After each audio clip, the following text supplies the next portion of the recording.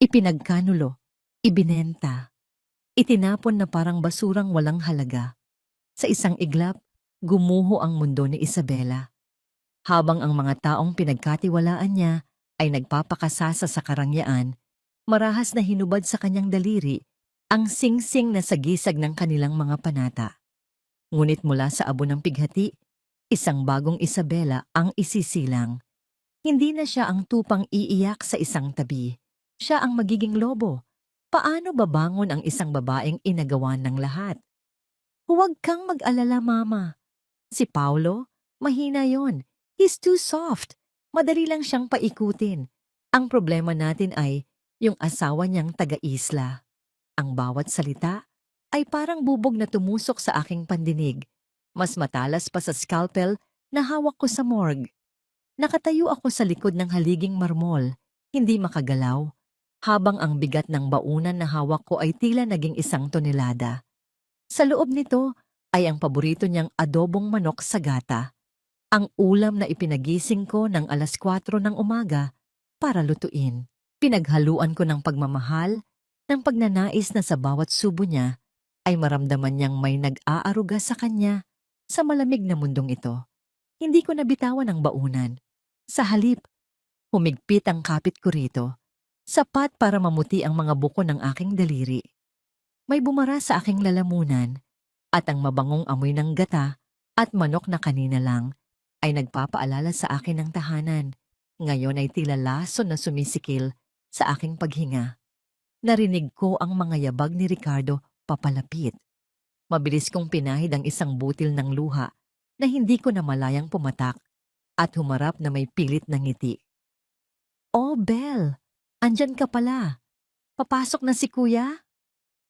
Ang nangiti niya ay kasing perpekto ng pagkakaplansa ng kanyang mamahaling polo, ngunit ang mga mata niya ay kasing lamig ng sahig na marmol na tinatapakan ko. Tumango lang ako, hindi magawang magsalita. Iniabot ko sa kanya ang baunan ni Paulo. "Pakibigay na lang. Baka malate pa ako sa trabaho." "Sure. Thanks for this," sabi niya, sabay kindat, na para bang kasabot kami sa isang lihim na laro. Ang hindi niya alam, ang laro niya'y nakasakit na. Sa biyahe papunta sa trabaho, paulit-ulit na umalingaw-ngaw sa isip ko ang mga salita niya. Asawa niyang taga-isla. Taga-isla. Iyon ang tingin nila sa akin.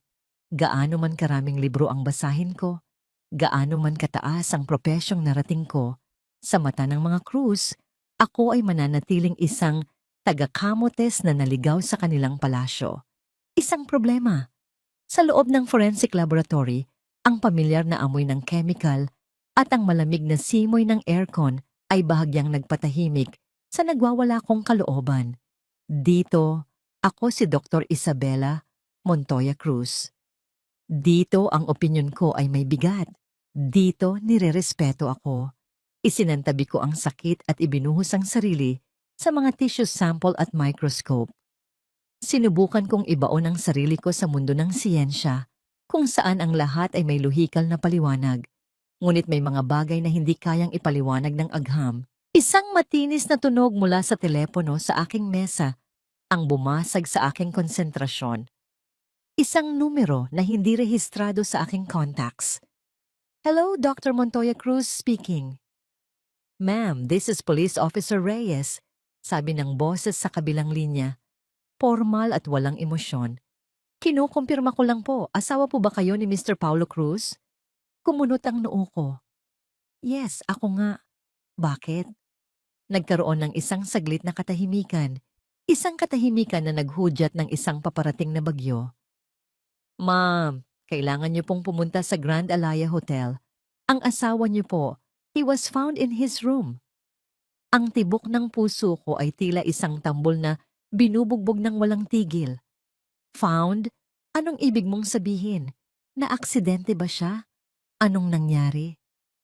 Humugot ng malalim na hininga ang pulis bago binitawan ang mga salitang guguho sa buong pagkatao ko. "Ma'am, wala na po siya. Natagpuan po siyang walang buhay." Ang telepono ay bumagsak mula sa aking kamay. Ang tunog ng pagtamaan nito sa sahig ay hindi ko narinig. Ang ingay sa paligid ko ay nawala. napalitan ng isang ugong sa loob ng aking tainga. Tila umikot ang buong laboratorio. Ang mga test tube at beaker ay naging isang malabong imahe na lang. Ang unang sampal kaninang umaga ay masakit. Pero ito ay isang suntok na hindi lang tumama sa aking mukha, kundi bumaon hanggang sa kaibuturan ng aking kaluluwa. Hindi ko alam kung paano ako nakarating sa Grand Alaya Hotel. Ang alam ko lang, ang tanging nagpapatakbo sa mga paa ko ay ang desperadong pag-asang sana nagkamali lang sila. Sana ibang Paulo Cruz ang tinutukoy nila. Pero sa harap ng Hotel Suite 712, ang katotohanan ay isang pader na hindi ko kayang tibagin. Hinarang ako ng mga pulis sa may pinto. Sa loob, nasilayan ko ang mga kumikislap na ilaw ng kamera ng mga investigador. "Let me in! Asawa niya ako! I need to see him!" Pagpupumilit ko, ang boses ko ay basag at nanginginig. "Pasensya na po, ma'am. Hindi pa po pwede," sabi ng isang pulis. At mula sa likod nila, lumitaw si Ricardo. Ang kanyang muka ay isang blankong maskara, walang bakas ng kahit anong pighati. Tiningnan niya ako mula ulo hanggang paa, na para bang isa akong dumi na nakakalat sa kanyang malinis na pasilyo. Tinaas niya ang kanyang kamay, isang senyas sa mga pulis. At sa isang malamig, pinal na tono, sinabi niya ang mga salitang tuluyang dumurog sa akin. "Hindi ka pwedeng pumasok. Utos ng pamilya." Ang pintong isinara sa aking harapan sa hotel ay siya ring pintong bumungad sa akin sa kapilya. Isang pinto ng karangyaan na nagsasabing hindi ako kabilang. Sa loob, ang hangin ay mabigat sa amoy ng mga puting lila. Isang halimuyak na dapat sana'y nagbibigay dangal sa namayapa. Ngunit para sa akin, ito'y nakakasakal. Ang sahig ay makintab na parang salamin, sumasalamin sa mga taong nakasuot ng itim na damit na nagkakahalaga ng higit pa sa buong kabuhayan ng pamilya ko sa kamotes. Nagbubulungan sila at sa bawat sulyap na ipinupukol nila sa akin, nararamdaman ko ang kanilang paghusga. Para akong isang multo sa burol ng sarili kong asawa. Si Paulo, nakahimlay siya sa isang kabaong nagawa sa pinakamahal na kahoy na papalibutan ng mga bulaklak na hindi niya kailanman nagustuhan. Mas gusto niya ang amoy ng dagat, ang simpleng bulaklak ng gumamela sa aming bakuran. Ito ay isang palabas, isang produksyon na dinidirehe ng Pamilya Cruz para sa kanilang mga manonood. Sinubukan kong lumapit. Bawat hakbang ay tila may bigat na kadena. Ngunit bago ko pa man maabot ang kabaong, ang anino ni Doña Felicidad ay humarang sa aking daraanan.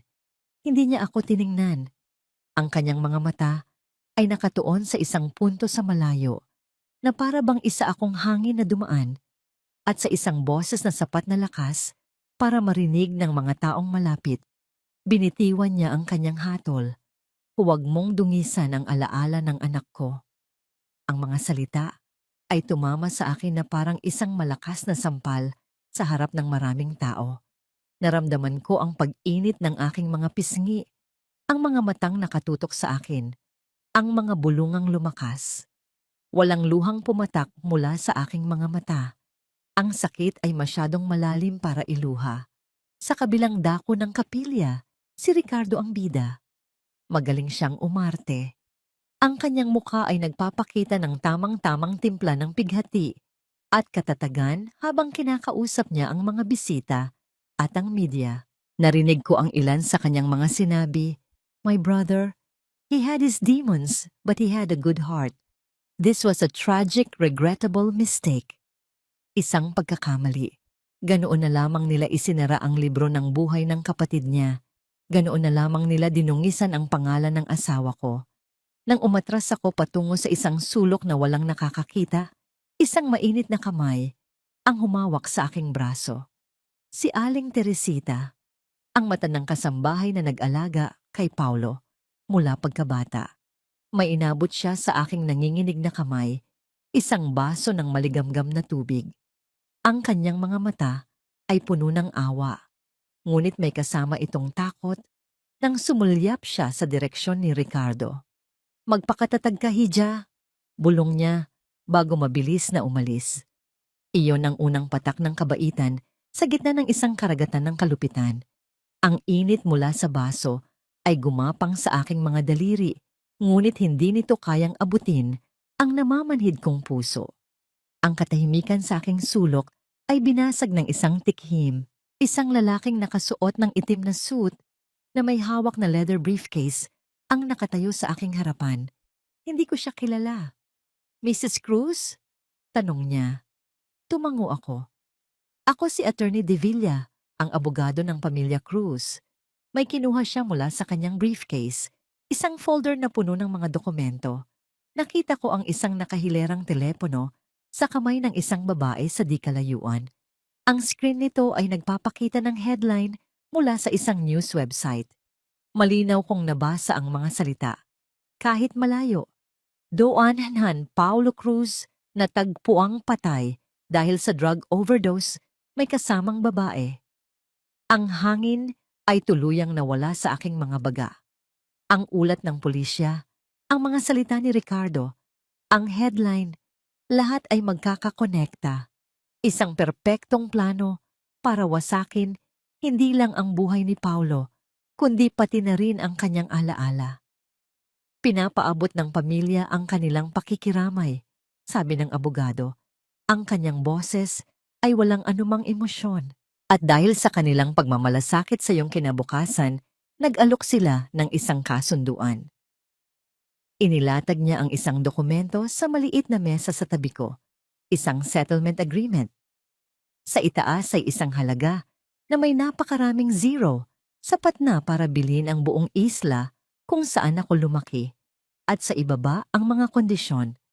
Nakatakda doon, natatanggapin ko ang pera bilang tulong mula sa pamilya. Bilang kapalit, isusuko ko ang lahat ng aking karapatan bilang asawa. Hindi ako pwedeng mag-request ng panibagong investigasyon o autopsy. At ang pinakamatindi sa lahat, kailangan kong lisanin ang Cebu sa loob ng 1 linggo at hindi na kailanman babalik. Ito ay hindi tulong. Ito ay isang bayad para sa aking pananahimik, isang presyo para sa pangalan ng aking asawa, isang pambili sa aking dignidad. Hindi ko na binasa ang mga sumunod na salita sa kasunduan. Hinawakan ko ang papel sa magkabilang dulo at sa isang mabilis at desididong galaw, pinunit ito sa gitna. Ang tunog ng napupunit na papel, bagamat mahina, ay umalingaw-ngaw sa tahimik na sulok ng kapilya. Nagulat ang abogado. Ang kanyang propesyonal na maskara ay bahagyang nabakbak, nagpakita ng pagkainis. Mrs. Cruz, I suggest you reconsider. Hindi nabibili ang dignidad, attorney. Putol ko sa kanya. Ang boses ko ay kalmado, ngunit may bigat na bakal.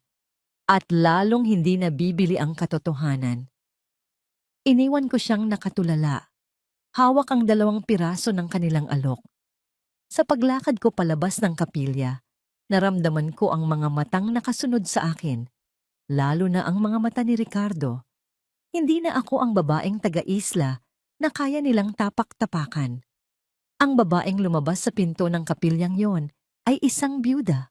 Oo, ngunit isa ring forensic pathologist na may misyon. Kinabukasan, sa halip na magkulong at umiyak, dumiretso ako sa presinto ng pulisya. Ang amoy ng lumang papel at matapang na kape ay sumalubong sa akin. Hinarap ko ang desk officer na may halong pagkabagot sa mukha. Nandito ako para humingi ng kopya ng official autopsy report ni Paulo Cruz. Sabi ko, ang boses ko ay matatag. Ako si Isabela Montoya Cruz, ang legal na asawa. Tinaasan ako ng kilay ng pulis. Tapos na ang kaso, ma'am. Nare-release na ang findings. Karapatan ko, sa ilalim ng batas, na magkaroon ng kopya ng lahat ng dokumento. Giit ko. Matapos ang ilang minutong paghihintay at halatang pag-aatubili, inilapag niya sa aking harapan ang isang manipis na folder. Minadali. Iyon ang unang salitang pumasok sa isip ko.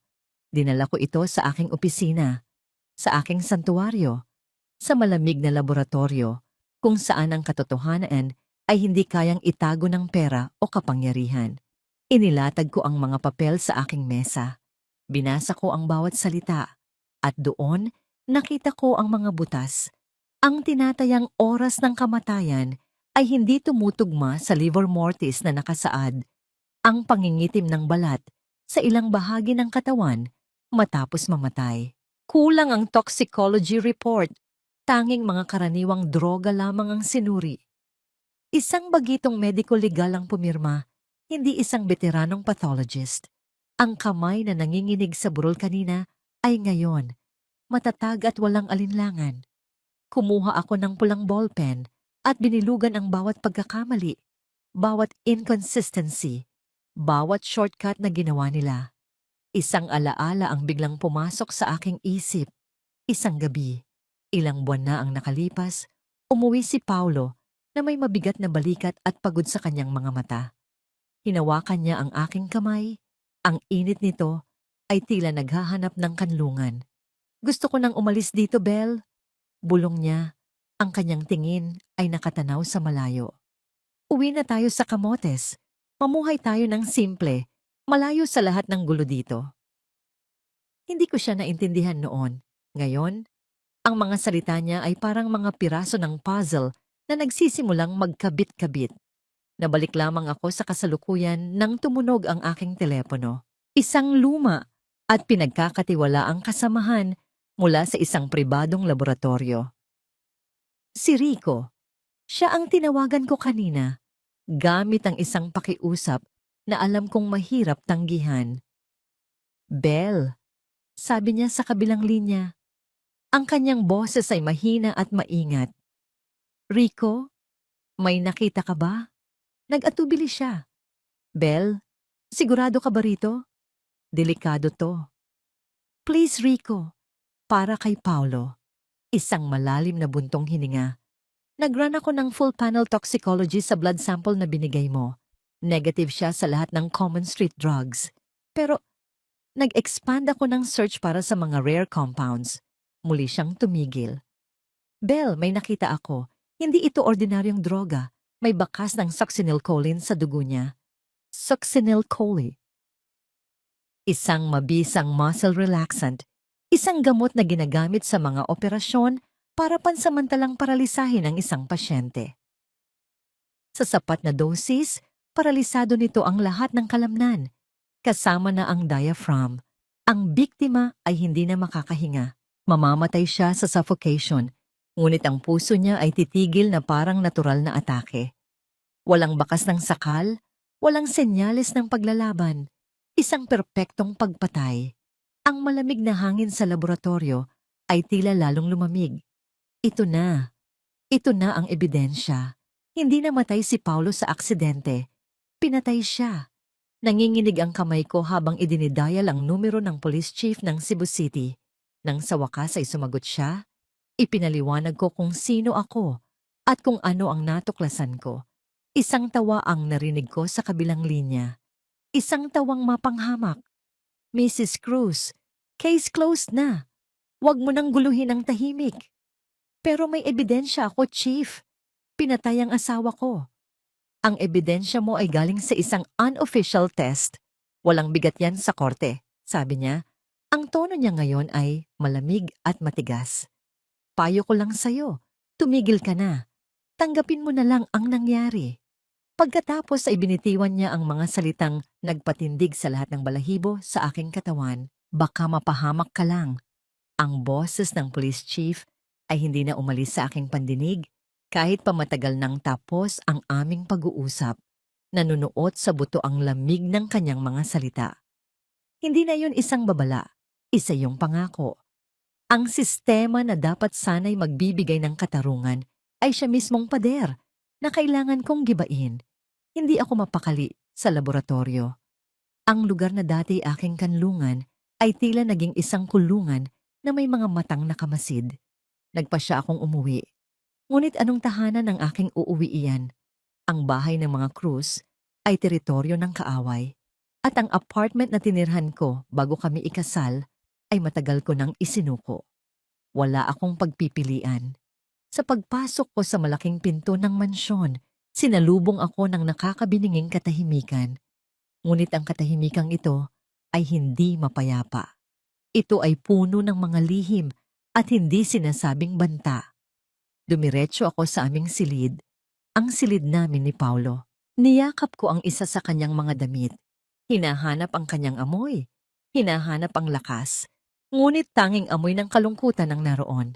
Kinabukasan, bumalik ako sa laboratorio ng maaga, dala ang isang bagong determinasyon. Kung ayaw nilang pakinggan ang ebidensya ko, hahanap ako ng paraan para isampal ito sa kanilang mga mukha. Ngunit sa pagbukas ko ng pinto, isang tanawin ng pagkawasak ang sumalubong sa akin. Nabuwal ang mga upuan. Nagkalat sa sahig ang mga basag na beaker at test tube. Ang mga cabinet kung saan ko itinatago ang aking mga file ay nakabukas at ang mga laman ay wari isinabog ng isang buhawi. May pumasok, may naghalughog, at alam ko kung ano ang kanilang hinahanap. Dumiretso ako sa aking mesa. Ang folder na naglalaman ng orihinal na autopsy report at ng mga nota ko na may pulang bilog ay wala na. Kinuha nila ang tanging pisikal na ebidensya na hawak ko.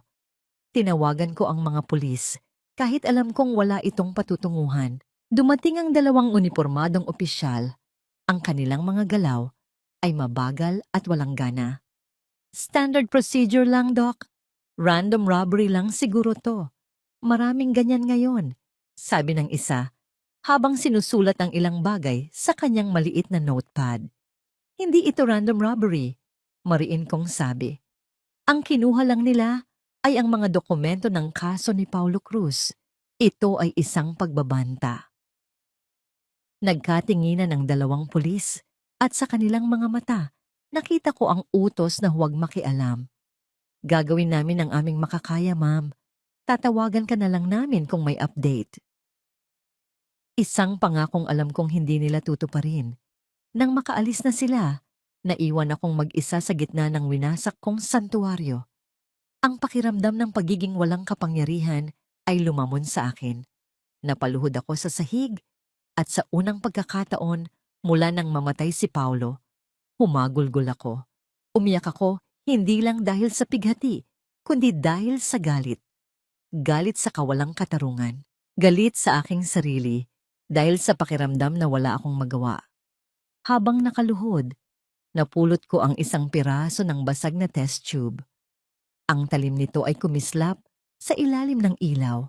Tinitigan ko ito. Isang simbolo ng aking nasirang investigasyon ng aking basag na mundo. Ngunit habang tinititigan ko ito, ang desperasyon ay dahan-dahang napalitan ng isang malamig na determinasyon. Maaring winasak nila ang laboratorio ko, maaring kinuha nila ang mga papel ko, ngunit hindi nila makukuha ang nasa isip ko. Hindi nila makukuha ang aking kaalaman. Biglang nag-vibrate ang telepono sa aking bulsa. Isang hindi pamilyar na numero. Nanginginig kong sinagot ito. Hello? Hija, si Teresita to, sabi ng isang pabulong na boses sa kabilang linya. Ang boses ni Aling Teresita ay nanginginig at puno ng takot. Aling Teresita, paano niyo nakuha ang numero ko? Ayos lang po ba kayo? Wala tayong maraming oras, mabilis niyang sabi. Naririnig ko ang mga pinag-uusapan nila. Hija, mag-iingat ka. Galit na galit si Sir Ricardo. Alam ko po, pinagnakawan ang laboratorio ko. Hindi lang yan, Hija. May isa pa. Huminga siya ng malalim. Yung babae? Yung sinasabi nilang kasama ni Sir Paulo sa hotel, buhay siya. Nakita ko siyang kausap ni Sir Ricardo noon bago mangyari ang lahat. Napatayo ako. Ano? Sino siya? Anong pangalan niya? Hindi ko alam ang buong detalye, pero narinig ko ang pangalan niya. Lila Aragon. Isa siyang nurse, Hija. Hanapin mo siya. Baka siya ang susi. Bigla may narinig akong ingay sa kabilang linya. Kailangan ko nang ibaba to. Mag-iingat ka, Isabela. At ang tawag ay naputol Lila Aragon, isang nurse, ang babaeng nasa hotel. Siya ang nawawalang piraso.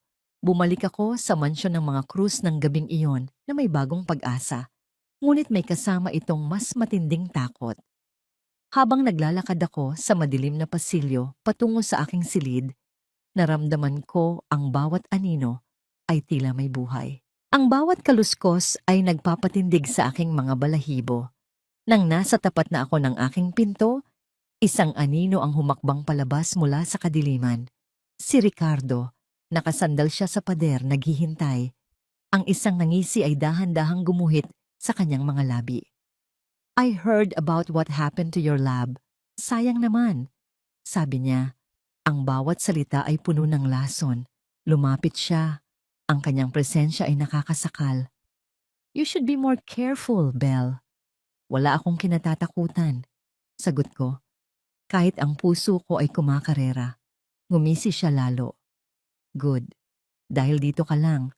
Tandaan mo, isa ka pa ring Cruz. At inaalagaan namin ang mga sariling amin. Ang mga salita ni Ricardo ay naging rehas na bakal na hindi nakikita. Inaalagaan namin ang mga sariling amin. Iyon ay isang pangungusap na may dalawang kahulugan, proteksyon at pagbabanta. At sa mga sumunod na araw, naramdaman ko ang bigat ng pangalawang kahulugan. Ang mansyon ng mga Cruz na dati isa lamang malamig na tahanan ay naging isa ng gintong hawla. Bawat galaw ko ay tila may aninong nakasunod. Si Doña Felicidad ay laging nasa sala, nagbabasa ng libro o nag-aayos ng kanyang mga halaman, ngunit ang kanyang mga mata ay tila laging nakasulyap sa akin. Ang mga kasambahay ay umiiwas sa aking tingin, maging si Aling Teresita na dati ay palihim na nagpapakita ng malasakit ay ngayon, abala at malayo. Ang kanyang mukha ay nababalot ng takot. Ang telepono sa bahay ay tiyak na binabantayan. Ang aking laptop, alam kong hindi naligtas gamitin. Ako ay isang bilanggo. Ngunit ang isang bilanggo na may misyon ay mas mapanganib kaysa sa isang malayang taong walang patutunguhan. Kailangan kong mahanap si Lila Aragon. Isang umaga, bumaba ako suot ang aking pinakasimpleng damit. Hinarap ko si Doña Felicidad sa sala. Lalabas po ako sandali. Paalam ko. Sinisikap na panatilihing normal ang aking boses. Tinaasan niya ako ng kilay. Saan ka pupunta? Naubos na po ang gamot ko sa migraine. Bibili lang po ako sa butika. Isang kasinungalingan. Ngunit isang kasinungalingang may katuturan. Tinitigan niya ako ng matagal. Sinusuri kung ako'y nagsasabi ng totoo. Sa huli, tumango siya ng marahan. Huwag kang magtatagal. Ipahahanda ko ang kotse at ang driver. Iyon ang kanilang paraan. Papayagan akong lumabas, ngunit may bantay. Hindi na po kailangan. Magta-taxi na lang ako. Gusto ko ring maglakad-lakad. Hindi siya umimik, ngunit nakita ko ang pagtiim ng kanyang bagang. Alam niyang hindi niya ako pwedeng pigilan ng harap-harapan. Sa paglabas ko ng gate, naramdaman ko agad ito. Ang pakiramdam na pinagmamasdan. Isang itim na kotse na may tinted na bintana ang nakaparada sa kabilang kalsada. Hindi ito umalis. Nang sumakay ako ng taxi, sumunod ito sa amin. Hindi masyadong malapit, ngunit hindi rin nawawala sa paningin. Sa halip na pumunta sa butika, nagpababa ako sa isang public library. Doon, sa isa sa mga luma at mabagal na computer, nagsimula akong maghanap. Professional Regulation Commission, Board of Nursing. Hinanap ko ang pangalang Lila Aragon. Lumabas ang kanyang lisensya, aktibo, ngunit walang address o contact number na nakalagay. Ang tanging impormasyon ay ang ospital kung saan siya huling na-affiliate, Cebu Central Doctors Hospital, isang sinag ng pag-asa.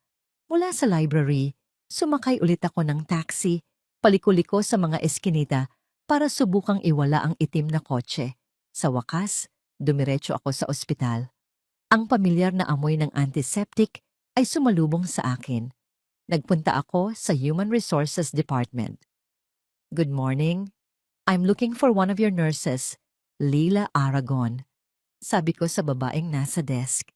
May personal na bagay lang akong kailangan iabot sa kanya. Tiningnan ng babae ang kanyang computer. Kumunot ang kanyang noo. Leila Aragon? Sandali lang po. Pagkatapos ng ilang sandali, tumingin siya sa akin. Pasensya na po. Pero wala na po siya rito. Nag-resign po siya bigla. 2 weeks ago. 2 weeks ago. Ilang araw lamang matapos mamatay si Paulo. Bigla. May dahilan ba siyang sinabi? Umiling ang babae. Wala po, ma'am. Immediate resignation. Hindi na nga po niya kinuha ang kanyang huling sahod. Isang pader. Isang dead end. Umalis siya. Nagtatago. Natatakot. Bumalik ako sa mansyon na may dalang kabiguan. Ang sinag ng pag-asa kanina ay napalitan ng makapal na ulap ng kawalan ng magawa. Hinahanap ko ang isang multo. Nang gabing iyon, hindi ako makatulog. Ang mukha ni Paulo, ang banta ni Ricardo, ang takot sa mata ni Aling Teresita, ang pangalang Leila Aragon. Lahat ay umiikot sa aking isipan. Ang mga pulis ay kalaban. Ang pamilya Cruz ay mas malaking kalaban. Mag-isa lang ako. Ngunit ano kung hindi ko na kailangang mag-isa? Bumangon ako at binuksan ang aking lumang aparador. Sa ilalim ng mga damit may isang maliit na baul. Sa loob nito ay ang mga gamit ko mula sa dati kong buhay. Kinuha ko ang isang lumang business card na matagal ko nang itinago. Ang papel ay medyo luma na, ngunit ang pangalan ay malinaw pa rin. Attorney Manuel Inigo, Public Prosecutor's Office.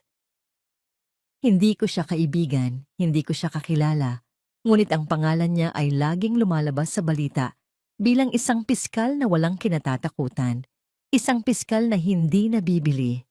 Ito ay isang desperadong hakbang, isang sugal. Maari niya akong pagtawanan. Maari niya akong itaboy tulad ng ginawa ng police chief. Ngunit sa puntong ito, wala nang natitira sa akin kundi ang mga desperadong hakbang. Kinabukasan, isinuot ko ang aking pinakapormal na damit. Hinarap ko muli si Doña Felicidad. May pupuntahan lang po ako, sabi ko. Ang aking boses ay puno ng determinasyon na wala noong nakaraang araw. Hindi na siya nagtanong kung saan.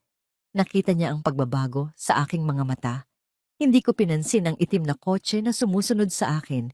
Hinayaan ko sila. Dumiretso ako sa Hall of Justice, isang gusaling mukhang nakakatakot at puno ng mga taong may mabibigat na problema. Hinanap ko ang Public Prosecutor's Office. Pumasok ako sa loob. Ang puso ko'y dumadagundong, ngunit ang aking mga paay matatag. Nandito ako para makausap si Attorney Manuel Inigo, sabi ko sa babaeng nasa harapan. Tungkol sa isang kaso ng pagpatay. Ang opisina ni Attorney Manuel Inigo ay maliit at siksik sa mga folder ng kaso na nag-uumapaw sa kanyang mesa at mga estante. Ang amoy ng lumang papel at kape ay mas matapang pa kaysa sa presinto. Sa likod ng mesa ay isang lalaking nasa mga huling taon ng kanyang 30, nakasuot ng barong na medyo lukot at may mga matang matalas na tila kayang basahin ang kaluluwa ng kanyang kausap. Hindi siya ngumiti nang paupuin niya ako. Dr. Montoya Cruz, sabi niya, ang kanyang boses ay malalim at seryoso. Nabasa ko sa balita ang nangyari sa asawa mo. My condolences. Ang kanyang pakikiramay ay formal, hindi personal. Salamat, attorney. Sagot ko. Pero hindi ako nandito para sa pakikiramay. Nandito ako dahil ang sinasabi ng balita ay isang kasinungalingan. Sumandal siya sa kanyang upuan, pinag-krus ang kanyang mga braso. At ano ang katotohanan? Sa tingin mo? Humugot ako ng malalim na hininga. Dito nakasalalay ang lahat. Inilatag ko ang aking kwento. Simula sa mga inconsistencies sa autopsy report hanggang sa resulta ng toxicology test na ginawa ni Rico. Sinabi ko sa kanya ang tungkol sa succinylcholine, kung paano ito gumagana at kung gaano ito kahirap i-detect kung hindi mo alam kung ano ang hahanapin. Sinabi ko sa kanya ang tungkol sa winasak kong laboratorio, sa ninakaw na mga dokumento, at sa babala ng police chief. Habang nagsasalita ako, ang kanyang mukha ay nanatiling isang blangkong pader. Hindi ko mabasa kung naniniwala ba siya o kung iniisip niyang isa lang akong asawang naghihinagpis at nawawala sa katinuan. At sino sa tingin mo ang may gawa nito? Tanong niya nang matapos ako. Ang pamilya ng asawa ko. Ang kapatid niyang si Ricardo Cruz. Ang nanay niyang si Doña Felicidad. Ang pagsabi nito ng malakas ay may dalang pait at bigat. Sa wakas, nagbago ang kanyang ekspresyon. Isang bahagyang pagkunot ng noo. Ang mga Cruz, isa sila sa mga pinakamakapangyarihang pamilya sa Cebu. Bakit nila gagawin yan sa sarili nilang kadugo? Dahil natuklasan ni Paulo ang kanilang illegal na negosyo, isang drug smuggling operation na nakatago sa kanilang logistics company at gusto na niyang umalis. Tinitigan ako ni Attorney Inigo ng matagal. Ang katahimikan sa loob ng opisina ay halos nakakabingi. Inaasahan ko na itataboy niya ako. Inaasahan ko na sasabihin niyang wala akong matibay na ebidensya. Wala kang maipapakitang papeles sa akin, tama? Sabi niya. Ang test results na sinasabi mo ay unofficial. Ang kwento mo tungkol sa sinabi ng kasambahay niyo ay hearsay. Sa mata ng batas, Doktor Cruz, wala kang hawak na kahit ano. Ang pag-asa na nagsimulang umusbong sa aking dibdib ay biglang nanlamig. Tama siya. Sa huli, ito ay ang salita ko laban sa salita ng pamilya Cruz. Tumayo ako. Pakiramdam ko ay talunan. Naiintindihan ko, attorney. Salamat sa oras nyo. Nagsimula na akong maglakad palabas ng kanyang opisina. Bawat hakbang ay isang pagkatalo. Saan mo nalaman ang tungkol sa succinylcholine? Ang tanong niya ay pumigil sa aking paglakad. Humarap ako sa kanya. Nakatayo na rin siya. Ang kanyang mga mata ay seryoso at mapanuri. Profession ko yan, attorney. Alam ko kung paano magtago ng krimen gamit ang siyensya.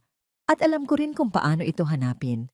Tumango siya ng dahan-dahan na para bang may isang bagay sa sinabi ko na sa wakas ay tumagos sa kanyang pagdududa. Lumakad siya papalapit sa akin. Ang mga Cruz ay hindi basta-basta. Ang police chief ay malapit sa kanila. Kung gagawin natin to, kailangan nating maging mas matalino kaysa sa kanila. Mas mabilis at mas malinis. Napatingin ako sa kanya, hindi makapaniwala. Natin? Hindi ako pwedeng magbukas ng formal na investigasyon base lang sa kwento mo. Itatapon lang yan ng korte, paliwanag niya. Pero, maari akong gumawa ng discreet inquiries. Kailangan mo akong bigyan ng isang bagay na matibay. Isang bagay na hindi nila kayang itanggi. Hanapin mo ang nurse na si Lila Aragon. Kung totoo ang sinasabi mo, siya ang unang hibla na pwede nating hilahin. Hindi ito isang buong oo. Ngunit hindi rin ito hindi. Ito ay isang siwang sa pader, isang pagkakataon. Paano ko siya hahanapin? Nagtatago siya at binabantayan ako. Nag-isip siya sandali. Kailangan mo ng tulong mula sa loob. Yung kasambahay niyo. Siya lang ang makakagalaw ng hindi napapansin. Lumabas ako sa Hall of Justice na may bagong bigat sa aking balikat. Ngunit sa pagkakataong ito, hindi ito bigat ng kawalan ng pag-asa. Ito ay bigat ng isang misyon. Ang paghahanap kay Lila Aragon ay hindi na lamang para mahanap ang katotohanan. Ito na ngayon ang susi para makuha ang tiwala ng nag-iisang tao sa sistema na maaaring tumulong sa akin. Ngunit sa pag-uwi ko, isang problema ang sumalubong sa akin. Nang subukan kong kausapin si Aling Teresita sa kusina, umiling siya. Ang kanyang mga mata ay nagmamakaawa. Hija, pasensya na. Hindi ko na kaya. Bulong niya habang palihim na itinuon ang kanyang tingin sa isang maliit na CCTV camera na bagong kabit sa sulok ng kusina. Naglagay sila ng mga mata sa lahat ng dako. Ang gintong hawla ay lalo pang humigpit. Ang bagong kabit na CCTV camera sa kusina ay isang matang hindi pumipikit, isang malamig na paalala na ang bawat sulok ng aking gintong hawla ay binabantayan. Ang pag-asa na dala ng pakikipag-usap ko kay Attorney Inigo ay dahan-dahang kinakain ng realidad ng aking sitwasyon. Paano ko mahahanap si Lila Aragon kung hindi ko man lang makausap ng pribado ang nag-iisang tao na maaaring makatulong sa akin? Sa loob ng 2 araw, nagmasid ako. Pinag-aralan ko ang rutinang bahay, ang galaw ng bawat kasambahay, ang mga oras kung kailan abala si Doña Felicidad sa kanyang hardin at kung kailan wala si Ricardo. Nakita ko ang takot sa mga mata ni Aling Teresita sa tuwing magkakasalubong kami. Isang takot na humihingi ng tawad dahil hindi siya makalapit. Naiintindihan ko. Ang kaligtasan niya ay nakataya rin. Hindi ko siya masisisi. Ngunit ang isang siyentista ay hindi sumusuko sa unang pagsubok. Kung ang isang pinto ay sarado, hahanap siya ng bintana. Kung ang bawat sulok ay may mata, hahanap siya ng lugar na bulag dito. At nakita ko ito sa pinakaordinaryong lugar, ang laundry room. Walang kamera doon. Masyadong personal, masyadong mababang lugar para pagtuunan ng pansin ng mga krus. At iyon ang domain ni Aling Teresita. Doon, siya ang reyna. Doon, malaya siya. Isang gabi, habang naghahanda ako para matulog, kumuha ako ng isang maliit na piraso ng papel mula sa isang lumang notebook. Nanginginig ang aking kamay habang isinusulat ko ang mensahe. Kailangan itong maging maikli. Kailangan itong maging malinaw. At higit sa lahat, kailangan itong magbigay ng kapanatagan. Aling Teresita, kailangan ko po ng tulong niyo. Para kay Paulo, walang sino man ang makakaalam. Magkita po tayo sa lumang bodega sa likod ng hardin. Bukas ng madaling araw, bago pa sumikat ang araw. Mag-iingat po kayo. Tiniklop ko ang papel sa pinakamaliit na sukat na kaya ko. Kinabukasan, isinuot ko ang isang lumang maong na pantalon. Bago ko ito inilagay sa basket ng mga labahin, maingat kong isinuksok ang maliit na papel sa pinakatagong bulsa sa loob nito. Ang aking puso ay kumakabog ng napakabilis. Isang simpleng kilos, ngunit ang panganib ay napakatindi. Paano kung ibang kasambahay ang kumuha? Paano kung mahulog ito? Paano kung makita ito ni Doña Felicidad? Ibinaba ko ang basket sa labas ng aking silid, gaya ng dati, at nagsimula ang pinakamahabang paghihintay sa aking buhay. Ang buong araw ay isang pagpapanggap. Ngumingiti ako kapag kailangan. Tumango ako sa mga utos, ngunit ang aking isip ay nasa laundry room, kasama ng isang piraso ng papel na naglalaman ng aking huling pag-asa. Hindi ako nakatulog ng gabing iyon.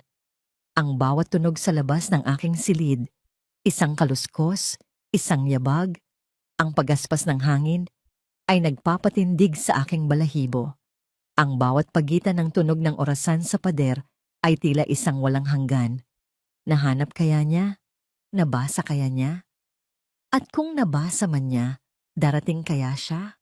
Nang ang langit sa labas ay nagsimulang magbago ng kulay mula sa itim patungo sa madilim na asul, bumangon ako. Walang ingay akong nagbihis. Dahan-dahan kong pinihit ang siradura ng aking pinto. Bawat tunog ay tila isang pagsabog sa katahimikan. Naglakad ako sa madilim na pasilyo, sa ibabaw ng malamig na sahig, pababa sa hagdanan. Ang buong bahay ay natutulog pa. Lumabas ako sa pinto sa kusina patungo sa hardin. Ang hamog ng umaga ay malamig sa aking balat. Ang lumang bodega. Ito ay isang maliit na gusali sa pinakalikod na bahagi ng property, kung saan itinatago ang mga lumang kasangkapan at gamit sa paghahardin. Bibihira itong buksan. Ito ang perpektong lugar. Pumasok ako sa loob. Ang amoy ng alikabok at tuyong lupa ay sumalubong sa akin. Ang mga sinag ng papalapit na araw ay tumatagos sa mga siwang ng kahoy na dingding, gumuguhit ng mga linya ng liwanag sa madilim na paligid. Naghihintay ako. 1 minuto, 2 minuto, 5 minuto. Ang tanging naririnig ko ay ang sarili kong paghinga at ang mabilis na tibok ng aking puso. Nagsimula ng manlamig ang aking pag-asa. Siguro ay hindi niya nakuha. Siguro ay natakot siya. Siguro ay nag-iisa lang talaga ako sa labang ito. Nang akma na akong tatalikod para bumalik, isang mahinang tunog ang narinig ko mula sa labas. Isang dahan-dahang pagbukas ng pinto ng bodega. Isang tunog na nagpatigil sa pagtibok ng aking puso. Ang dahan-dahang pagbukas ng pinto ay naghatid ng isang figura na balot sa dilim. Ngunit sa liwanag na tumatagos mula sa mga siwang, nakilala ko agad ang kanyang anyo. Si Aling Teresita. Ang kanyang mukha ay puno ng mga guhit ng pag-aalala at ang kanyang mga mata ay mabilis na gumagala sa paligid na para bang may inaasahan siyang biglang susulpot mula sa mga anino. Isinara niya ang pinto sa likuran niya nang walang ingay. "Hija!" Bulong niya. Ang kanyang boses ay nanginginig. Diyos ko, hindi dapat tayo nagkikita ng ganito. Mapanganib ito. "Salamat po sa pagdating, Aling Teresita. Salamat po," sabi ko. Ang pasasalamat sa aking boses ay halos maging isang hikbi. Wala na po akong ibang malalapitan. Umiling siya. Ang kanyang mga mata ay puno ng awa. "Nakita ko ang ginawa nila sa laboratorio mo sa balita. Narinig ko ang pag-uusap ni Sir Ricardo at ng kanyang mga abogado. Hija, gagawin nila ang lahat para ilibing ang katotohanan kasama ni Sir Paulo. Kaya po kailangan ko kayo," sabi ko. Hinawakan ng kanyang magaspang na kamay. "Kailangan kong mahanap ang nurse na si Lila Aragon. Sinabi niyo pong narinig niyo siyang kausap ni Ricardo noon." Ang pagbanggit sa pangalan ni Lila ay nagdulot ng panibagong takot sa kanyang mukha. "Oo, Hija. Isang beses, bago ang lahat ng ito, nakita ko silang nag-uusap sa hardin. Galit na galit si Sir Ricardo. May isinusumbat si Lila tungkol sa isang utang. Pagkatapos noon, hindi ko na siya nakita. May alam po ba kayo kung nasaan siya? Kahit anong detalye, gaano man kaliit." Nag-isip si Aling Teresita. Ang kanyang noo ay nakakunot sa pagsisikap na alalahanin ang bawat detalye. Naaalala ko, narinig kong binanggit ni Lila na uuwi na lang daw siya sa probinsya nila kung hindi siya babayaran, na mas tahimik pa ang buhay doon. Anong probinsya po? Tanong ko. Ang aking puso ay tumitibok ng mas mabilis. Sa pagkakatanda ko, binanggit niya ang Ormoc sa Leyte. Doon daw nakatira ang kanyang lola. Ormoc, Leyte. Isang pangalan, isang lugar, isang konkretong simula. Ito na ang hibla na sinasabi ni Attorney Inigo. Bakit niyo po ito ginagawa, Aling Teresita? Bakit niyo po isinusugal ang sarili niyo para sa akin? Tanong ko. Ang aking boses ay puno ng pagtataka at pasasalamat. Isang matamis ngunit malungkot na ngiti ang sumilay sa kanyang mga labi. Tumingin siya sa akin at sa kanyang mga mata. Nakita ko ang higit pa sa awa. Nakita ko ang pagmamahal. Pinalaki ko si Sir Paulo, Hija. Para ko na siyang tunay na anak. Naalala ko pa noong bata siya, noong nagkasakit ang anak ko, at wala akong pambili ng gamot. Kinuha niya ang lahat ng laman ng alkansya niya at ibinigay sa akin. Para po gumaling si Benben, sabi niya. Paano ko hahayaan na dungisan nila ang pangalan ng isang batang may ganoong kabuting puso? Utang ko sa kanya na lumabas ang katotohanan. Ang kwento niya ay isang mainit na agos na dumaloy sa nanlalamig kong pag-asa. Sa gitna ng kasamaan ng pamilyang ito, may isang pusong nanatiling tapat. Kailangan ko nang bumalik, bago pa may makapansin sa atin. Sabi niya, ang kanyang boses ay bumalik sa pagiging apurado. Higa, mag-iingat ka ng husto. Ang galit ni Sir Ricardo ay parang apoy. Lahat ng humarang sa kanya ay sinusunog niya. Tumango ako. Mag-iingat po ako. Salamat po ulit, Aling Teresita. Hindi ko po ito makakalimutan. Umalis siya ng kasing tahimik ng kanyang pagdating. Isang anino na naglaho sa papalapit na liwanag ng umaga. Naiwan akong mag-isa sa bodega. Hawak ang isang pangalan at isang lugar. Ormoc, Leyte, ang susi. Ngunit sa pagbalik ko sa aking silid, sa pagpihit ko sa seradura ng walang ingay, hinarap ako ng isang bagong pader na mas mataas pa kaysa dati. Hawak ko na ang susi. Pero paano ako makakalabas sa kulungang ito para hanapin ang pinto kung saan ito nararapat? Paano makakarating sa Leyte ang isang bilanggo na binabantayan ng bawat anino sa sarili niyang tahanan? Ang susi ay nasa aking mga kamay, ngunit ang pinto ay nasa kabilang isla at ako'y nakakadena sa ginto at marmol. Bawat araw na lumilipas, alam kong si Lila Aragon ay maaaring lalong magtago o, mas malala pa, patahimikin ng tuluyan. Ang oras ay ang pinakamalaking kalaban ko.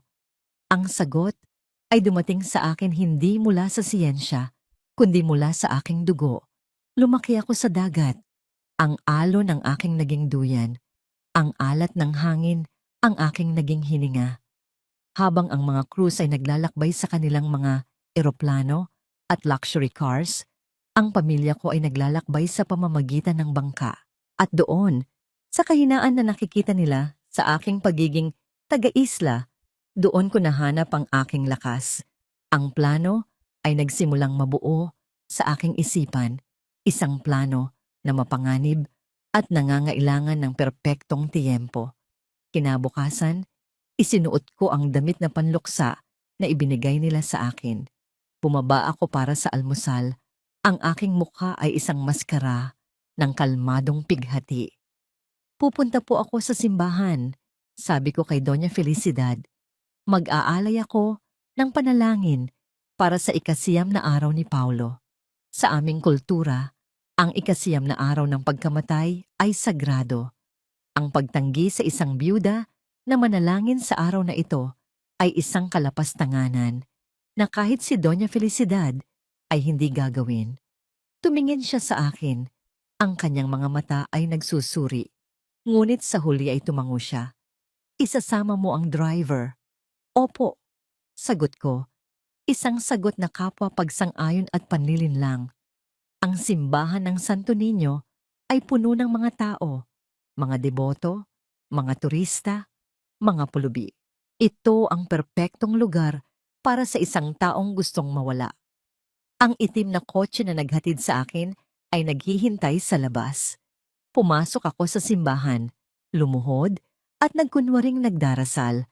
Ngunit ang aking mga mata ay nakatuon sa bawat pinto, bawat pasilyo. Pagkatapos ng ilang minuto, tumayo ako at naglakad. Hindi papunta sa pangunahing labasan, kundi sa isang maliit na pinto sa gilid na patungo sa daan kung saan naroon ang carbon market. Sa sandaling makalabas ako, tumakbo ako. Isiniksik ko ang sarili sa dami ng mga tao, sa gitna ng ingay ng mga nagtitinda at ng amoy ng mga prutas at isda. Ang mundo ng mga cruise ay malinis, tahimik at kontrolado. Ang mundong ito ay magulo, maingay at malaya. Dito, isa lang akong ordinaryong mukha sa libo-libo. Nang maramdaman kong ligtas na ako, pumasok ako sa isang maliit na tindahan at bumili ng pinakamurang cellphone at SIM card. Sa isang madilim na eskinita, nanginginig kong idinial ang numerong matagal ko nang kabisado. Ang numero ng aking ama. Sa kamotes, 2 ring lang. Sumagot siya. Hello? Tay, sabi ko. Ang aking boses ay halos mabasag. Belle, anak? Diyos ko, ayos ka lang ba? Sinusubukan ka naming tawagan pero, Tay, makinig po kayo. Putol ko sa kanya. Ang bawat salita ay kailangang maging mabilis at malinaw. Wala po tayong oras. Kailangan ko po ng tulong nyo. Walang pag-aalinlangan. Walang tanong. Ang tanging sinabi niya ay, ano ang kailangan mo, anak? Ang simpleng tanong na yon, na puno ng walang kondisyong tiwala at pagmamahal, ay halos magpaiyak sa akin. Ito ang pamilyang kinalakihan ko. Ito ang pag-ibig na totoo. Kailangan niyo po akong sunduin ngayong gabi. Sa bangka, ibinigay ko sa kanya ang pangalan ng isang maliit at abandonadong pier sa Mactan, malayo sa mga pangunahing daungan, isang lugar na alam ng bawat mangingisda, ngunit lingid sa kaalaman ng mga mayayaman. Maghihintay po ako pagsapit ng hating gabi. Anak, delikado ang dagat sa gabi. Mas delikado po dito, Tay, please. Isang saglit na katahimikan. Mag-iingat ka, anak. Darating ako. Hihintayin mo ako. Ibinaba ko ang tawag. Binalik ko ang SIM card at itinapon sa kanal kasama ng telepono. Kailangan ko nang bumalik bago pa nila mapansin na matagal akong nawala. Ang pagbalik sa simbahan at sa kotse ay isang malaking sugal. Ngunit sa awa ng Diyos, nang bumalik ako, ang driver ay nagbabasa lamang ng dyaryo, hindi man lang napansin ang aking pagkawala. Ang gabi ay bumagsak na parang isang kumot ng kadiliman. Sa ilalim nito, isinilid ko sa isang maliit na bag ang lahat ng kaya kong dalhin. Ilang damit, ang kaunting perang naitabi ko, at ang business card ni Attorney Inigo. Naghintay ako nang ang buong mansyon ay tulog na at ang tanging naririnig ko na lang ay ang tibok ng aking puso. Dahan-dahan akong lumabas ng aking silid. Hindi ako dumaan sa hagdanan. Dumaan ako sa bintana ng kusina na alam kong may sira ang trangka. Tahimik akong tumalon palabas. Ang paglalakbay patungo sa abandonadong pier ay isang paglalakbay sa kadiliman. Sakay ng 3 magkakaibang jeepney. Bawat anino ay tila isang bantay. Bawat ugong ng sasakyan sa malayo ay tila ang itim na kotse na humahabol sa akin. Sa wakas, narating ko ito. Ang pier ay isang mahabang dila ng nabubulok na kahoy na nakausli sa dagat. Ang amoy ng ngalat at lumot ay sumalubong sa akin. Ang tanging liwanag ay mula sa buwan. Umupo ako sa dulo ng pier, niyakap ang aking sarili sa lamig at naghintay. Nagdaan ang mga minuto na parang oras. Ang dagat sa aking harapan ay isang malawak na kadiliman na puno ng pangako at panganib. Nagsimulang pumasok sa isip ko ang mga pagdududa. Paano kung hindi siya dumating? Paano kung nahuli siya? Paano kung nahuli ako? At sa gitna ng katahimikan ng gabi, isang tunog ang bumasag dito. Isang mahinang ugong na papalapit mula sa laot. Ang tunog ng isang motor ng bangka. Ang mahinang ugong ay unti-unting nagkaroon ng hugis sa kadiliman. Isang maliit na bangkang demotor. Ang kanyang ilaw ay sumasayaw sa ibabaw ng mga alon. Sa dulo nito ay nakatayo ang isang figura na kilalang kilala ko kahit sa layo. Ang aking ama. Ang kanyang katawan na hinubog ng araw at dagat ay isang tore ng lakas at kapanatagan. Anak, dito, sabi niya. Ang kanyang boses ay kalmado at matatag, sapat na para pawiin ang lahat ng takot sa aking dibdib. Tinulungan niya akong sumakay. Sa sandaling makatapak ako sa sahig ng bangka, ang pamilyar na amoy ng kahoy, isda at dagat ay yumakap sa akin. Ito ang amoy ng aking kabataan. Ito ang amoy ng tahanan. Niyakap ko siya ng mahigpit at doon, sa gitna ng kadiliman, sa ibabaw ng malawak na karagatan, naramdaman ko sa wakas na ligtas ako.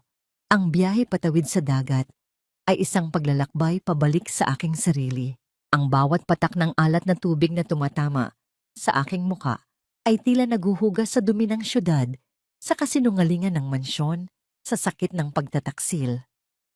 Sa ilalim ng liwanag ng buwan, ang Cebu ay unti-unting naging isang kumpol na lang ng mga kumikinang na ilaw, hanggang sa tuluyan na itong nilamon ng abot tanaw. Hindi nagtanong ang aking ama tungkol sa mga detalye. Hindi niya sinubukang ungkatin ang sugat. Sa halip, inabutan niya ako ng isang termos na may mainit na kape at isang balot ng kanin na may tuyo. Sa gutom at pagod ko, iyon ang pinakamasarap na pagkaing natikman ko sa buong buhay ko. Mas masarap pa sa lahat ng handa sa mga piging ng mga krus. Magpahinga ka anak, sabi lang niya. Ako na ang bahala. At sa unang pagkakataon sa loob ng napakaraming araw, natulog ako. Isang pagtulog na walang bangungot. Idinuduyan ng ugong ng motor at ng ritmo ng mga alon. Pagdating namin sa Ormoc, ang sumalubong sa amin ay hindi isang marangyang daungan, kundi isang maliit na baybayin kung saan ang mga bangka ng mangingisda ay payapang nakahimlay sa buhangin. Ang amoy ng kape ay napalitan ng amoy ng sariwang isda. Ang ingay ng trapiko ay napalitan ng tilaok ng mga manok at tawanan ng mga batang naglalaro. Ang simoy ng hangin ay malinis at sariwa. Nagsimula kaming magtanong-tanong.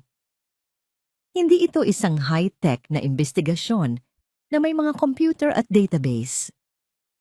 Ito ay isang paghahanap na nakabase sa tiwala at pakikipagkapwa-tao. Gamit ang apelidong Aragon, isa-isa naming nilapitan ang mga nakatatanda sa baryo, ang mga tindera sa palengke. Sa wakas, isang matandang babae na nagtitinda ng gulay ang nagturo sa amin. Si Aragon? Oo, ang lola ni Lila. Doon lang sa may dulo, malapit sa mga puno ng niyog, ang bahay na may mga tanim na orkidyas. Ang puso ko ay kumabog ng mabilis habang tinatahak namin ang maliit na daan patungo sa bahay. Isang simpleng bahay kubo na papalibutan ng mga bulaklak ang bumungad sa amin. Isang matandang babae na kulubot na ang balat, ngunit may matalas pa ring mga mata ang lumabas. Magandang umaga po. Hinahanap po namin si Lila Aragon. Sabi ko sa pinakamagalang na paraan. Ang mukha ng matanda ay agad na nagbago. Ang kaunting ng ngiti sa kanyang labi ay nawala. Napalitan ng pag-iingat at takot. Wala siya dito. Lola, ako po si Isabela, sabi ko. Sinubukang abutin ang kanyang tiwala. Kailangan ko po siyang makausap. Mahalaga po ito. Tungkol po ito sa katarungan. Umalis na kayo, sabi niya. Ang kanyang boses ay naging matigas. Matagal na siyang umalis. Wala na akong balita sa kanya. Wala kayong mapapala dito. At isinara niya ang pinto. Isang pagsara na kasing tigas ng pagtanggi ng sistema sa Cebu. Napaupo ako sa isang malaking bato sa di kalayuan. Ang pag-asa na binuo ko sa loob ng ilang araw ay unti-unting gumuho. Isang dead end. Isang pagkabigo. Paano kung ito na ang dulo? Paano kung huli na ang lahat? Tumingin ako sa dagat, sa parehong dagat na nagdala sa akin dito. Ang ganda nito ay tila isang pangungutya sa aking kabiguan. Nang akma na kaming aalis, ang pinto ng bahay kubo ay bahagyang bumukas. Hindi lumabas ang matanda. Tanging ang kanyang nanginginig na kamay ang lumabas. May hawak na isang maliit at lukot na piraso ng papel. Inabot niya ito sa aking ama. Walang salitang namutawi sa kanyang bibig. Tanging ang kanyang mga mata na puno ng luha at takot ang nangusap. At muli, ang pinto ay nagsara. Binuksan ng aking ama ang papel at ibinigay sa akin.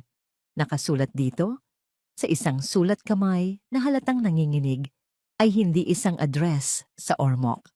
Ito ay isang address sa Mactan, Cebu, sa isang lugar na tinatawag na Lapu-Lapu. Ang piraso ng papel sa aking kamay ay parang isang nagbabagang uling. Mactan, Cebu. Ang lugar kung saan ako tumakas ay siya rin palang lugar kung saan ko kailangang bumalik. Si Lila Aragon ay hindi tumakas palayo.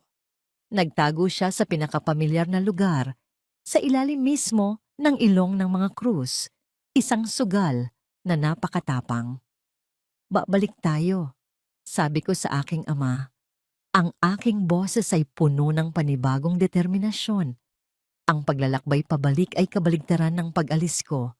Hindi na ito isang pagtakas patungo sa kaligtasan, kundi isang tahimik na pagsugod sa gitna ng panganib.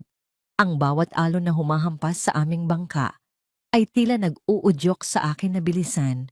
Ang bawat minuto na lumilipas ay isang minutong maaaring magbago sa lahat. Nang makarating kami sa baybayin ng Cebu, hindi na ako bumalik sa abandonadong pier. Ibinaba ako ng aking ama sa isang lugar na mas malapit sa Lapu-Lapu City, sa isang komunidad ng mga mangingisda, kung saan ang kanyang mga kaibigan ay naghihintay. Hindi kita iiwan, anak, sabi niya. Mas ligtas po kayo kung babalik na kayo sa Camotes, Tay. Kung may mangyari sa akin, ayokong madamay kayo. Sagot ko, ito po ay laban ko. Ang pagpapaalam ay mabigat, ngunit kailangan. Sa huling pagkakataon, niyakap ko ang lakas at tapang na ibinigay niya sa akin at humakbang ako pabalik sa mundong iniwan ko. Ang address ay nagturo sa akin sa isang lumang apartment building sa isang siksikang lugar sa Lapu-Lapu. Ang amoy ng tuyo ay napalitan ng amoy ng usok at alikabok.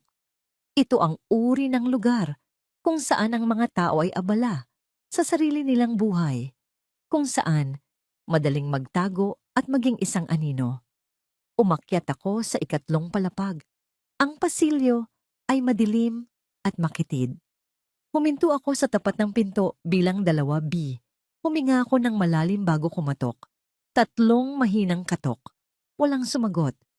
Kumatok ako ulit. Mas malakas ng kaunti. Narinig ko ang isang mahinang kaluskos mula sa loob. Sino yan? Isang nanginginig na boses ang sumagot mula sa loob. Halos isang bulong. Lila? Ang pangalan ko ay Isabella Cruz, sabi ko. Idinikit ang aking bibig malapit sa pinto para marinig niya. Asawa ako ni Paulo. Hindi ako naparito para manakit. Kailangan lang kitang makausap. Please. Isang mahabang katahimikan. Narinig ko ang dahan-dahang paggalaw ng kadena at ang pagpihit ng seradura. Ang pinto ay bahagyang bumukas, sapat lang para makita ko ang isang mata na puno ng takot. Ang babaeng nakatayo sa likod nito ay payat. Ang kanyang buhok ay magulo at ang kanyang balat ay maputla. Malayo sa imahe ng isang babaeng bayaran na ipinipinta ng media. Isa siyang babaeng nagtatago. Isang babaeng bihag ng sarili niyang takot. Hindi kita kilala, sabi niya. Ang kanyang boses ay basag. Umalis ka na. Baka mapahamak ka lang dito. Mapapahamak tayong pareho kung mananahimik tayo. Giit ko. Isinandal ang aking kamay sa pinto para hindi niya ito maisara. Leila, alam ko na pinilit ka lang nila. Alam kong biktima ka rin. Ang mga salitang iyon, biktima ka rin, ang tila bumasag sa kanyang depensa. Ang kanyang mga mata ay biglang napuno ng luha. Binuksan niya ang pinto ng tuluyan. Ang loob ng apartment ay halos walang laman. Isang kutsyon sa sahig, isang maliit na mesa, at ilang dilata sa isang sulok. Ito ang tirahan ng isang taong handang tumakas anumang oras. Paano mo ako nahanap? Tanong niya. Niyayakap ang kanyang sarili na parabang nilalamig. Hindi na yun mahalaga, sabi ko. Ang mahalaga, nandito na ako. At kailangan kong malaman ng totoo para kay Paulo. Sa pagbanggit ko sa pangalan ng aking asawa, tuluyan na siyang humagulgol. Isang iyak na puno ng pagsisisi, takot at pighati. Umupo siya sa sahig at umupo rin ako sa tapat niya. Hinayaan siyang ilabas ang lahat. Nang sa wakas ay huminahon siya. Nagsimula siyang magkwento. Ang kanyang salaysay ay isang tapestry ng desperasyon at panlilinlang. May malaki siyang utang dahil sa pagkakasakit ng kanyang ina. Nilapitan siya ni Ricardo Cruz na alam ang kanyang sitwasyon. Ang alok. Akitin si Paulo. Dalhin sa isang hotel at payagan silang magtanim ng droga para sa isang frame-up. Isang malaking halaga ng pera na makakatubos sa kanyang pamilya. Pumayag ako, sabi niya sa gitna ng mga hikbi. Akala ko, yun lang, isang frame-up lang. Hindi ko alam. Hindi ko alam na may iba pa siyang plano. Sa loob ng hotel room, habang si Paulo ay naliligo, pumasok si Ricardo. Hindi nag-iisa. May kasama siyang dalawang lalaking malalaki ang katawan. Pinilit nilang painumin si Paulo ng alak na may pampatulog. At habang si Paulo ay walang kalaban-laban, nakita ni Lila kung paano personal na itinurok ni Ricardo ang isang syringe sa braso ng sarili niyang kapatid. Hindi ako makagalaw sa takot, patuloy niya. Pagkatapos, inilagay nila siya sa bathtub. Inayos nila ang lahat para magmukhang isang overdose. Binayaran ako ni Ricardo ng mas malaki kaysa sa napag-usapan at sinabi niya sa akin, subukan mong magsalita at ang pamilya mo sa Leyte ang isusunod ko. Ang kwento niya ay kumumpirma sa lahat ng hinala ko. Ang bawat piraso ng puzzle ay nagkabit-kabit. Ito na. Hawak ko na ang katotohanan. Lila, kailangan kitang tumestigo. Sabi ko, ang aking boses ay marahan ngunit puno ng diin. Hindi ka na nag-iisa. May piskal na handang makinig. Poprotektahan ka namin. Umiling siya. Hindi mo naiintindihan ang kapangyarihan nila. Abot kahit saan. Mas malakas ang katotohanan, Lila. Mas malakas ang katarungan para kay Paulo. Inabot ko sa kanya ang business card ni Attorney Inigo. Tinitigan niya ito na para bang isa itong angkla sa gitna ng isang rumaragasang bagyo. Nakikita ko ang pagbabago sa kanyang mga mata. Ang takot ay naroon pa rin.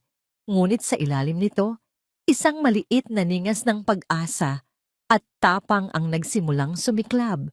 Sige, sabi niya sa wakas. Isang salitang binitawan niya na parang isang huling hininga.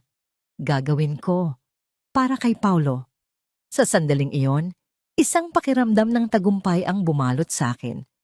Ngunit ito ay isang tagumpay na panandalian.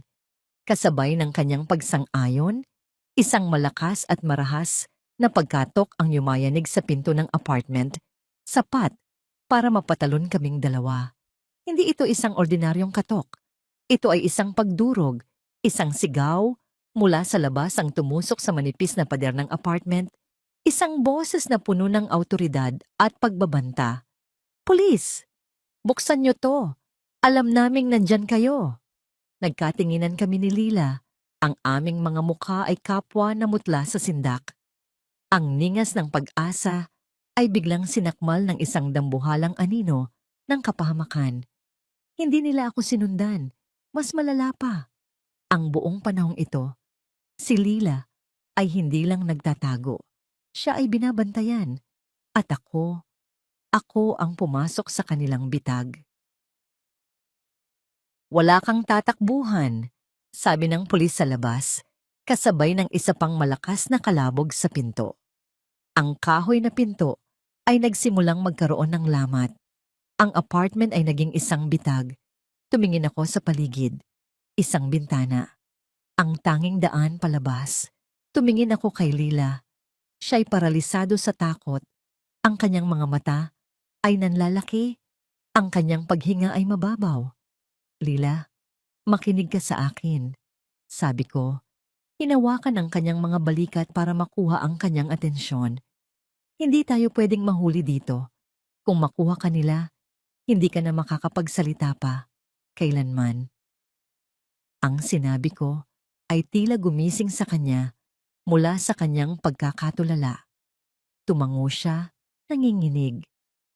Tinulak ko ang maliit na mesa sa ilalim ng bintana. Dumaan ka dito. Tumakbo ka. Huwag kang lilingon. Paano ka? Tanong niya. Kailangan nila ng diversion. Ako ang diversion, sabi ko. Tumingin ako sa pinto na anumang oras ay babagsak na. May fire escape sa labas. Gamitin mo yan. Pumunta ka sa address na yan, sabi ko. Tinuro ang business card ni Attorney Inigo na hawak pa rin niya. Huwag kang magtitiwala sa kahit sinong pulis. Siya lang. Sabihin mo sa kanya ang lahat. Ngayon na. Sa isang huling malakas na suntok, bumigay ang seradura ng pinto. Bumukas ito ng malakas. Takbo! Sigaw ko kay Lila. Umakyat siya sa bintana at tumalon palabas. Kasabay nito, pumasok ang dalawang lalaking nakasuot ng uniforme ng pulis. Ang kanilang mga muka ay walang emosyon.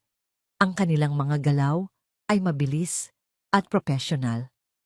Isabela Crew, sabi ng isa, na para bang nagbabasa lang ng pangalan sa isang listahan. Sumama ka sa amin. Para saan? Anong kaso? Tanong ko. Sinisikap na patagalin ang oras. Obstruction of justice, sabi niya, habang papalapit at dinadakma ang aking braso. At trespassing. Habang kinaladkad nila ako palabas, nagawa kong sumulyap sa fire escape. Wala na si Lila. Sana ay nakatakas siya. Iyon na lang ang tanging pag-asa na pinanghahawakan ko habang isinasakay nila ako sa isang police car na walang marka. Ang sumunod na 2 araw ay isang bangungot ng interogasyon at psikolohikal na digmaan. Dinala nila ako sa isang presinto sa liblib na lugar. Walang formal na kasong isinampa. Walang abogado. Ang tanging ginawa nila ay paulit-ulit na tanungin ako, pagurin at gutumin. Sinubukan nilang sirain ang aking loob. Wala kang laban sa mga krus, sabi ng interogador. Sumuko ka na lang para na rin sa kaligtasan mo. Ngunit sa bawat oras na lumilipas, ang aking determinasyon ay lalong tumitibay.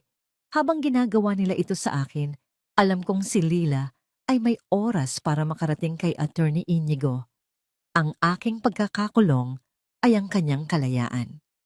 Sa 3 araw, bumukas ang pinto ng interrogation room, ngunit hindi ang interogador ang pumasok. Si Attorney Manuel Inigo. Sa likod niya ay ang police chief na ang mukha ay kasing itim ng kanyang budhi. Bitawan niyo siya, sabi ni Attorney Inigo. Ang kanyang boses ay may awtoridad na hindi ko pa narinig dati. Wala kayong kaso. At kung hindi niyo siya bibitawan sa loob ng 5 minuto, magsasampa ako ng kaso ng illegal detention laban sa buong presinto na to. Nakalabas ako. Ang unang sinag ng araw na tumama sa aking mukha ay parang isang pagpapala. Nasaan si Lila? Tanong ko agad kay Attorney Inigo. Nasa ligtas na lugar, sagot niya. Isinailalim na siya sa Witness Protection Program at isinalaysay na niya ang lahat sa ilalim ng isang sinumpaang salaysay. Mayroon na tayong sapat na dahilan para muling buksan ang kaso. Ang mga sumunod na linggo ay isang mabilis na pag-usad ng mga pangyayari. Isang warrant of arrest ang inilabas para kay Ricardo Cruz. Nagpiyansa siya. Si Doña Felicidad ay isinailalim sa investigasyon. Ang buong Cebu ay nag-abang sa tinawag ng media na trial of the decade. Ang courtroom ay naging isang teatro. Ang bawat upuan ay puno. Si Ricardo, sa kanyang mamahaling suit, ay umupo ng may kumpiyansa. Ang kanyang mga abogado ay tila isang pader sa paligid niya. Si Doña Felicidad ay nasa likuran, ang kanyang mukha ay isang maskara ng yelo. Ang unang araw ng paglilitis ay ang aking testimonya.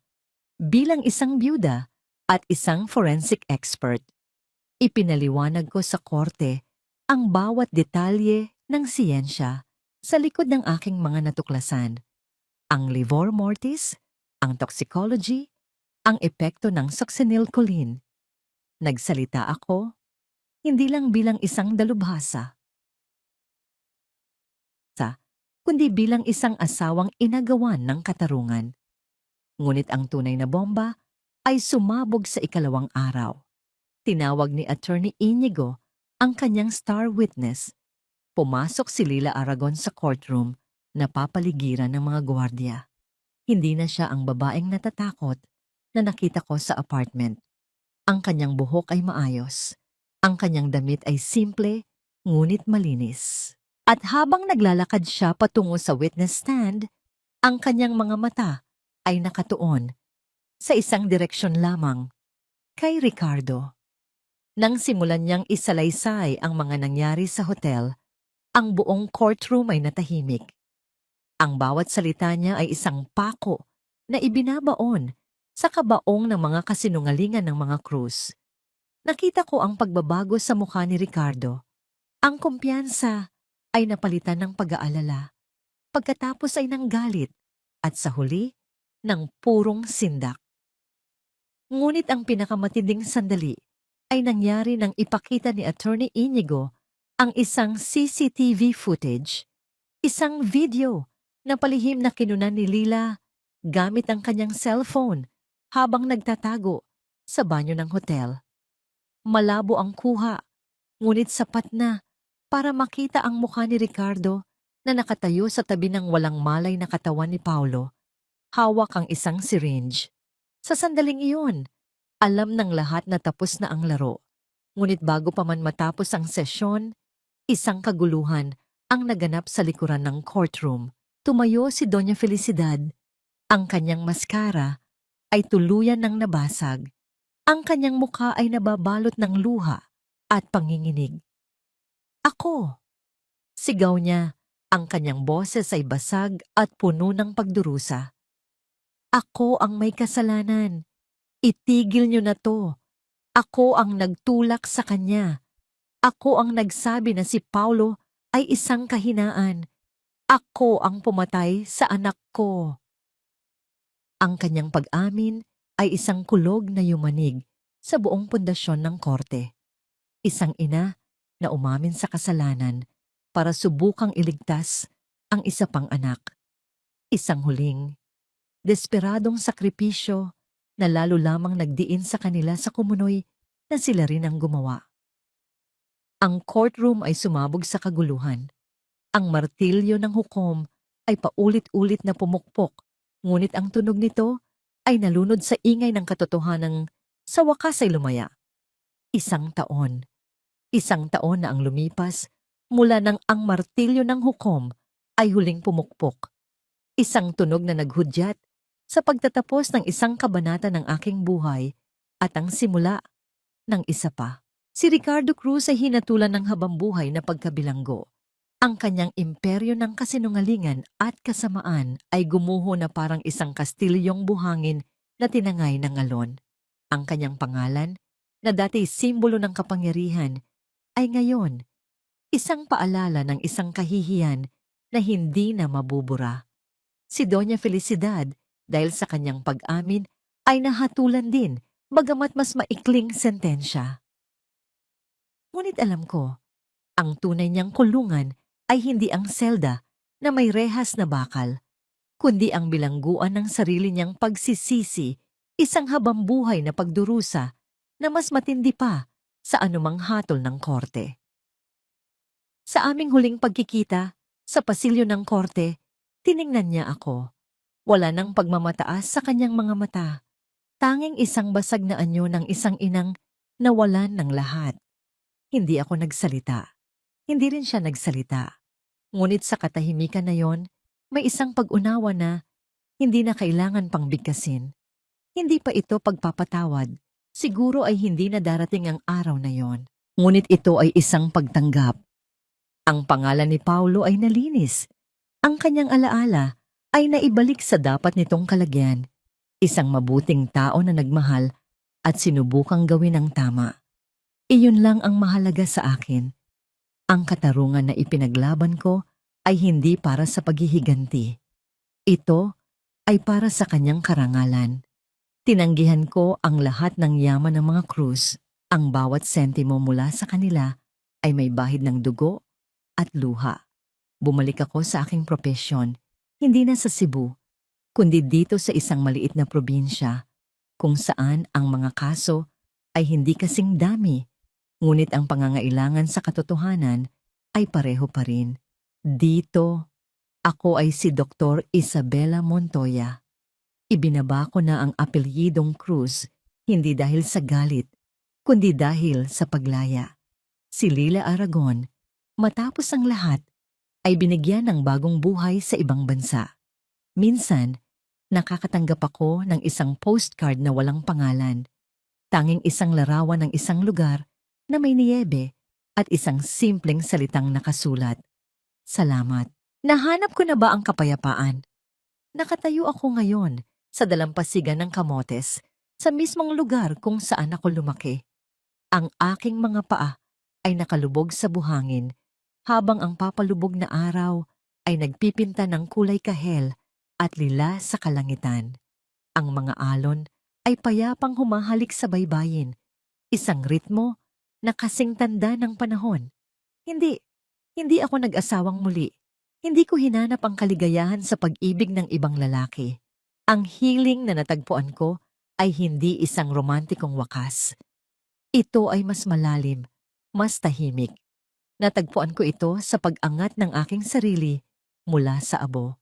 Natagpuan ko ito sa bawat kasong nalulutas ko, sa bawat katotohanang naibubunyag ko. Natagpuan ko ito sa aking tagumpay, isang tagumpay na binuo hindi ng pera o kapangyarihan, kundi ng katalinuhan, katatagan, at isang pusong hindi sumuko. May isang maliit na bahay na nakatayo malapit sa dalampasigan. Ang pintura nito ay sariwa pa. Isang maliit na klinika, ang Montoya Forensic Clinic. Ang unang forensic facility sa labas ng malalaking syudad, itinayo mula sa aking sariling ipon at pagsisikap. Ito ang aking tagumpay. Ito ang aking kapayapaan. Tumingin ako sa dagat. Ang mga alon ay patuloy sa kanilang pag-ahon at pagbaba, gaya ng buhay. May mga pagkakataong ito'y rumaragasa at mapanira. Ngunit sa huli, palagi itong bumabalik sa pagiging payapa. Ang pagtahimik ng mga alon, hindi ko pa siya lubusang napapatawad. Siguro, may mga sugat na hindi na talaga naghihilom. Ngunit payapa na ako. At sa mundong puno ng ingay at kasinungalingan, ang kapayapaan ay isang kayamanan na higit pa sa anumang ginto.